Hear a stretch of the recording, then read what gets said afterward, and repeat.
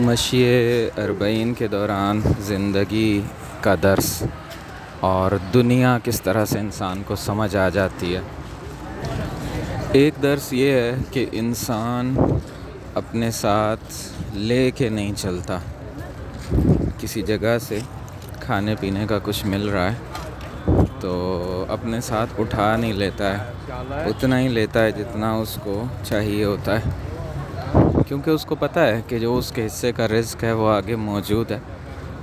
دوبارہ جب بھی اس کو چاہیے ہوگا اس کو مل جائے گا۔ ایک اور سبق یہ ہے، دوسرا سبق، کہ زندگی جتنی بھی خوبصورت ہو منزل نہیں ہے۔ کوئی موقف جتنا بھی اچھا بنا ہوا ہو، جتنا اچھا کھانا وہاں پہ مل رہا ہو، لیکن منزل چونکہ امام حسین علیہ السلام کی بارگاہ میں حاضر ہونا ہے، تو یہ چیزیں اپنی تمام تر خوبصورتی کے باوجود انسان کو روک نہیں لیتی ہیں۔ انسان ان سے استفادہ کرتا ہے لیکن آگے بڑھ جاتا ہے، رک نہیں جاتا ہے وہاں پہ۔ دنیا بھی ایسے ہی ہے کہ اگر ہم اربعین سے یہ درس سیکھیں کہ ہم یہاں رک نہ جائیں، استفادہ کریں اس کی رنگینیوں سے لیکن آگے بڑھ جائیں، اور وہ استفادہ اس لیے کہ طاقت مل جائے آگے جانے کی۔ تیسرا درس یہ ہے کہ انسان کی زندگی بامقصد اور باہدف ہونی چاہیے۔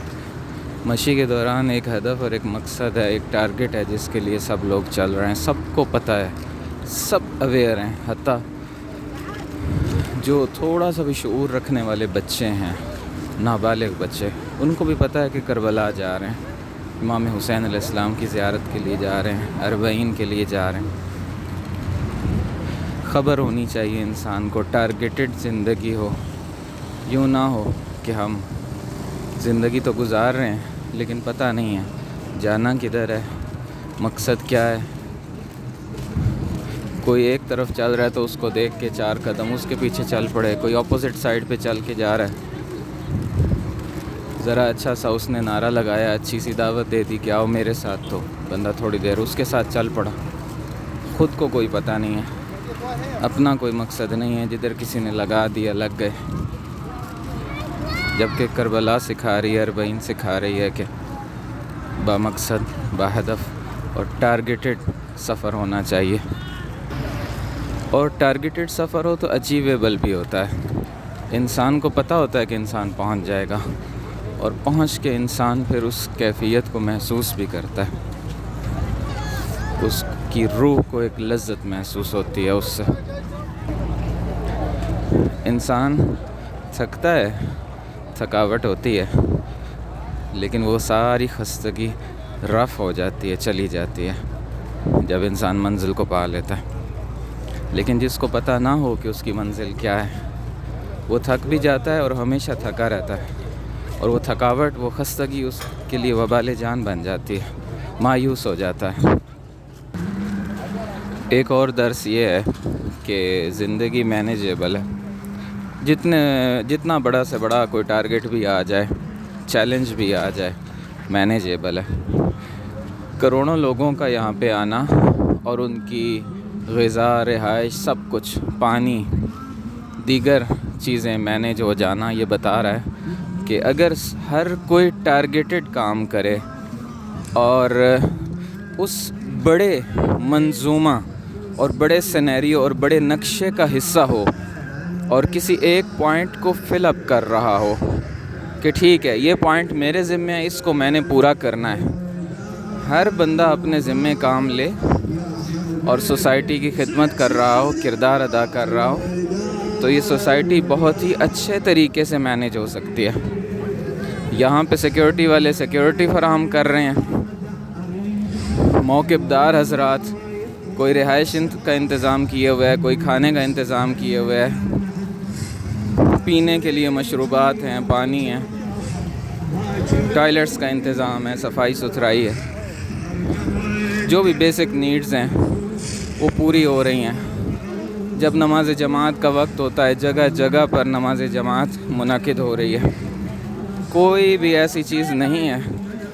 کوئی بھی ایسا مسئلہ نہیں ہے جو پیش آئے اور مینیج نہ ہو رہا ہو۔ میڈیکل کیمپس لگے ہوئے ہیں جگہ جگہ پہ، کپڑے پھٹ گئے ہیں، سلائی والے بیٹھے ہوئے ہیں، بیگ پھٹ گیا ہے، بیگ ٹھیک کرنے والے بیٹھے ہوئے ہیں، ٹائر اس کا خراب ہو گیا ہے، ٹھیک کرنے والے بیٹھے ہوئے ہیں، موبائل خراب ہو گیا ہے، چارجر خراب ہو گیا، اس کو ٹھیک کرنے والے آپ کو مل جائیں گے یہاں پہ۔ کوئی ایسی چیز پریشانی جو اس راستے میں پیش آئے اور اس کا انتظام نہ ہو وہ نہیں دیکھی گئی یہاں پہ، اور یہ سارے کا سارا فی سبیل اللہ ہو رہا ہے، والنٹیرلی ہو رہا ہے، امام حسین علیہ السلام کی خاطر ہو رہا ہے، آخرت کی خاطر ہو رہا ہے، خدا کی خاطر ہو رہا ہے، اجر کی خاطر ہو رہا ہے۔ جب بغیر کسی مادی ریوارڈ کے ہو سکتا ہے تو سوسائٹی کے لوگ تو مادی طور پہ اس کا اجر اور اجرت دینے کے لیے بھی تیار ہیں، اگر ان کو پراپر سروسز مل رہی ہوں تو اعتدال کے ساتھ سب میں تقسیم ہو رہا ہو رزق، تو اس رزق کو دے کے اور اس کے بدلے میں سروسز لینے کے لیے تیار ہیں لوگ، تو کیوں نہیں سوسائٹی مینیج ہو سکتی؟ اگر یہ سب کچھ مینیج ہو رہا ہو تو پبلک بھی ساتھ دیتی ہے، ہر طرح کی شرائط کے ساتھ ڈھل جاتے ہیں خوشی خوشی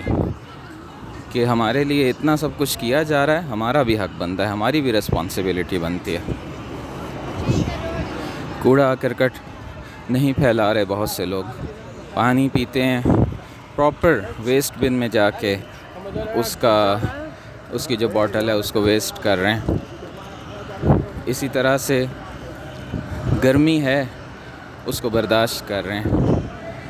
پہلے سردیوں میں مشی ہوتی تھی تو اس سردی اور اس شدت کو بھی برداشت کرتے تھے، لوگ ساتھ دیتے ہیں۔ اگر لوگوں کو سروسز دی جا رہی ہوں، لوگ جو جینون مشکلات ہیں، ریئل مشکلات ہیں، ان کو فیس کرنے کا حوصلہ لوگوں میں بہت ہے۔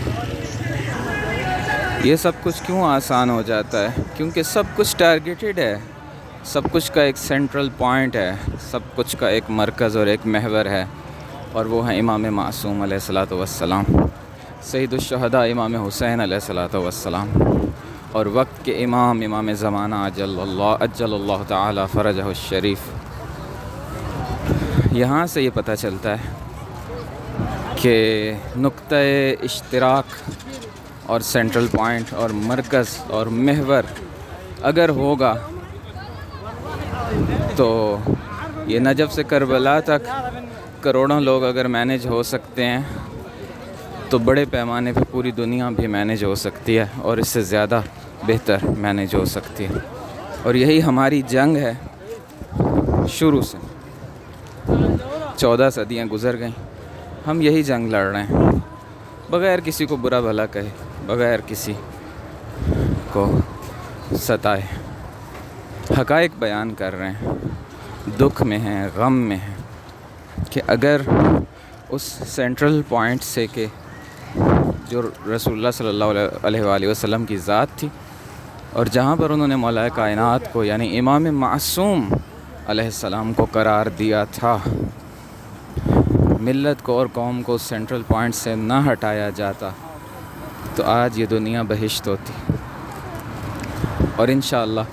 ظہور کے وقت جب دوبارہ محوریت امام علیہ السلام کو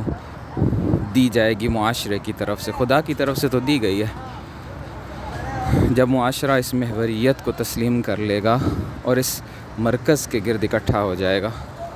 تو یہ دنیا بہشت بن جائے گی۔ اس وقت 19 صفر کا سورج غروب ہو رہا ہے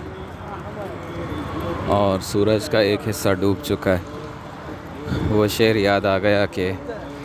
یہ کہہ کے ڈوب گیا آفتاب عاشورا، رہے حسین کی تا حشر روشنی باقی۔ دنیا کی سختیاں انسان کو تھکا دیتی ہیں، اور امام علیہ السلام کی طرف جاتے ہوئے تھکاوٹ اور خستگی بھی انسان کو لذت دیتی ہے، لذت بخش ہے یہ تھکاوٹ اور یہ خستگی، یہ جسم کا درد، یہ پیروں کا درد، یہ تھکاوٹ، یہ کندھوں کا درد سکون دیتا ہے انسان کو، اچھا لگتا ہے۔ سامعین محترم، آج 23 صفر کو شب 23 صفر کربلا میں بیٹھ کے میں یہ نوٹ ایڈ کر رہا ہوں اس آڈیو کے ساتھ کہ یہ آڈیو ریکارڈ کرنے کا مقصد یہ تھا مشی کے دوران جب میں کربلا کے قریب تھا اور مشی کا آخری حصہ تھا، آخری دن تھا، ذہن میں کچھ خیالات چل رہے تھے، سوچا کہ ان کو نوٹ ڈاؤن کر لیا جائے، لیکن چلتے چلتے چونکہ نوٹ کرنے کی فرصت نہیں تھی تو فون جیب سے نکالا اور آڈیو ریکارڈر کھول کے انہی باتوں کو ریکارڈ کر دیا کہ ایک دفعہ آواز ریکارڈ کر دی جائے اور بعد میں اسی سے میں ایک تحریر بنا لوں گا پوائنٹس کو نوٹ کر کے۔ لیکن بعد میں خیال آیا کہ بجائے اس کے کہ تحریری صورت میں اس کو سامنے لایا جائے، ایز اٹ از آڈیو ہی سامعین تک پہنچا دی جائے۔ والسلام علیکم ورحمۃ اللہ وبرکاتہ۔